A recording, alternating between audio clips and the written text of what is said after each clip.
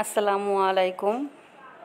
আমি সৈয়দা ফাতেমা, সিরাতুল মুস্তাকিম ইসলামিক একাডেমির সহকারী শিক্ষিকা। কেমন আছো সবাই? আশা করি সবাই আলহামদুলিল্লাহ খুব ভালো আছো। আজকে আমি লেসন প্ল্যান 2 অধ্যায় 9 অনুশীলনী 9.8 নিয়ে কিছু আলোচনা করব। তো চলো দেখা যাক আমরা কী নিয়ে আজকে আলোচনা করব। নিচের ভগ্নাংশগুলোকে দশমিকে এবং দশমিক সংখ্যাগুলোকে ভগ্নাংশে প্রকাশ করো। সম্ভব হলে ভগ্নাংশকে তার লঘিষ্ঠ আকারে প্রকাশ করো।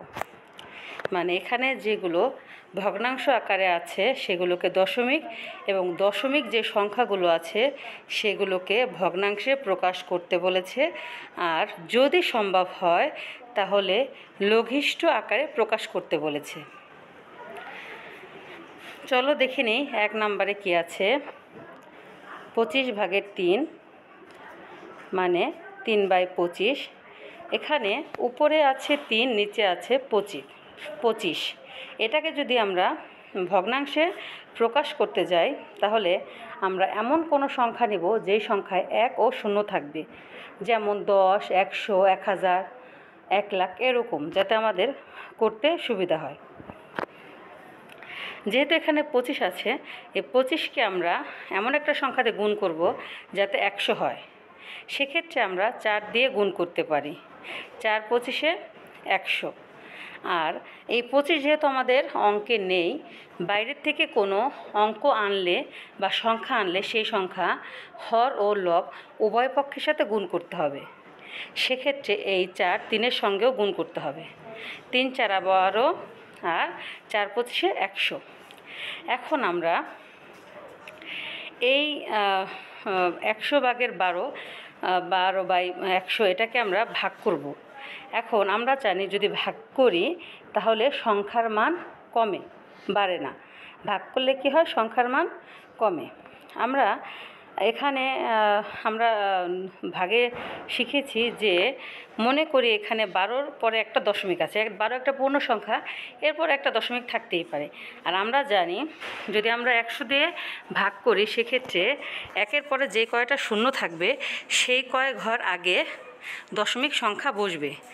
যেহেতু এখানে 100 আছে, 100 যদি থাকে 1-এর পরে দুইটা সংখ্যা, সেক্ষেত্রে আমাদের 2 ঘর আগে দশমিক বসবে।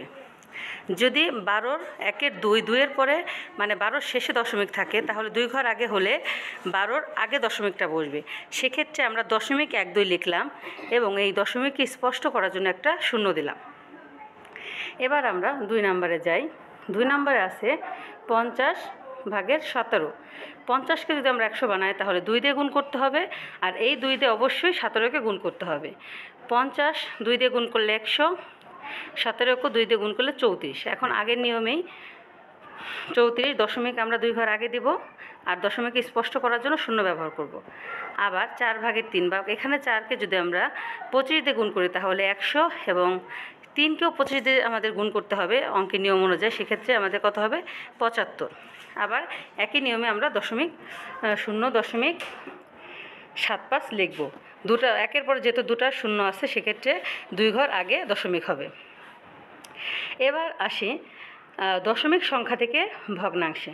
দেখো, দশমিক ওঠানোর জন্য দশমিকের জন্য আমরা প্রথমে একটা দাগ দিব, যেহেতু আমরা ভগ্নাংশ করব। মাঝখানে আমরা একটা দাগ দিব এবং দশমিকের জন্য 1 বসাবো এবং দশমিকের পরে যে কয়টা সংখ্যা থাকবে সেই কয়টা শূন্য নিব। যেহেতু দশমিকের পরে 1 সংখ্যা, সেক্ষেত্রে আমরা একটা শূন্য নিব। এবং মনে করে এখানে দশমিক উঠে গেছে। দশমিক উঠে গেলে কি থাকবে? এখানে শুধুমাত্র 6। তাহলে উপরে আমরা 6 দিয়ে দেব। সেক্ষেত্রে 10/6 এখন আমাদের বলছে যদি সম্ভব হয় তাহলে লঘিষ্ঠ আকার, মানে লঘিষ্ঠ বলতে কি ছোট করতে বলছে।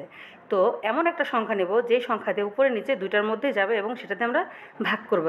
সেম সংখ্যা উপরে এবং নিচে দুইটার মধ্যেই যেতে হবে। সেক্ষেত্রে আমরা 2 নিতে পারি। 3 দুগুণে 6, 5 দুগুণে 10। এবার আসি 0.25, সেক্ষেত্রে একই নিয়ম।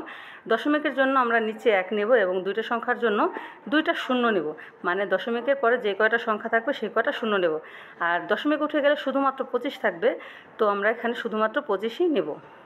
এখন আমরা লঘিষ্ঠ আকার করব, মানে ছোট করব। 25 অক্ষে 25, 4 25-এ 100, 4 ভাগের 1 ভাগ। এবার আসি 0.075, এক্ষেত্রেও সেম, দশমিকের জন্য 1 আর 3টা সংখ্যা মানে 075, 3টা এখানে সংখ্যা আছে, এর জন্য আমরা 3টা শূন্য নেব এবং দশমিক উঠে গেলে শুধুমাত্র 25 থাকে। যেহেতু আমাদের বাম পাশে শূন্যের কোনো দাম নেই, সেক্ষেত্রে শূন্য বাদ দিয়ে শুধু আমরা 75 নেব।